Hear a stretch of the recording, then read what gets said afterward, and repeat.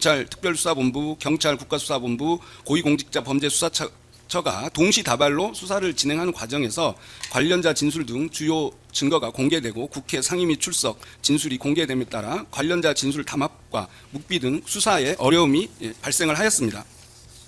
이러한 상황에서 특검은 이 사건 혐의를 전면 부인하는 피고인 및 계엄 주동자 및 가담자의 진술이 아닌 계엄 모의와 준비 및 실행 과정에서 생산된 문건과 발생한 행태 등 객관적 증거에 중점을 두고 수사를 진행하였고, 그 결과 당초 피고인 등의 진술에 근거해 알려진 계엄 준비 시기 이전부터 계엄을 치밀하게 준비해 온 사실을 밝혀내 이 사건 공소장 변경에 이르게 된 것입니다. 재판장님, 예. 윤갑근 변호사입니다. 예. 지금까지 진행된 공판 결과를 토대로 만들어낸 것이 지금 이제 공소장 변경 사실인데, 이것은 공소사실 동일성이 전혀 없습니다.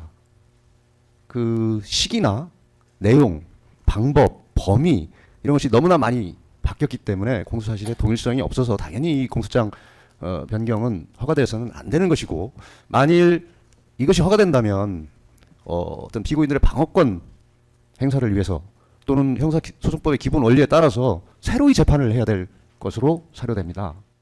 계엄을 치밀하게 준비한 사실을 밝혀냈다 하시는데 도대체 그 근거가 뭔지. 더 이상의 변경을 허용하는 것은 있을 수 없다는 걸 주장입니다. 허가 신청에 대해서 기각 결정을 내려주시기 바랍니다.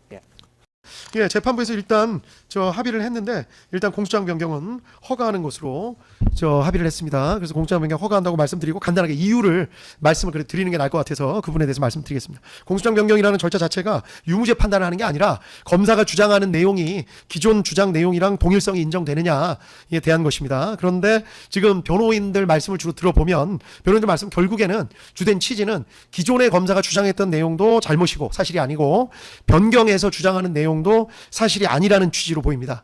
즉 결국에는 공소사실을 다투는 취지인 것으로 보입니다. 그렇기 때문에 결국 뭐 이렇든 저렇든 주장사실 자체가 잘못이라는 취지, 즉 허가 여부 자체가 문제가 아니라 최종적으로 법원이 검사 주장이 맞는지를 판단해야 할 문제라고 보인다는 점을 먼저 말씀을 드리겠습니다. 그리고 공소사실 자체를 보더라도 변경된 내용은 전체적인 내용과 구체적인 세부 사실을 살펴보더라도 검사가 기존에 했던 자기 주장, 그러니까 검사가 기존에 자기가 막 주장했던 내용에 대해서 범위, 공모, 동기와 경위 등에 대해서 기존에 주장했던 내용을 보완하고 상세한 설명을 하는 상세한 설명을 하는 것으로 보입니다. 그리고 또 뭐 기존에 말씀들 하셨지만 다툼이 있는 부분은 기존 증거 조사에서 어느 정도 드러난 부분이기도 합니다.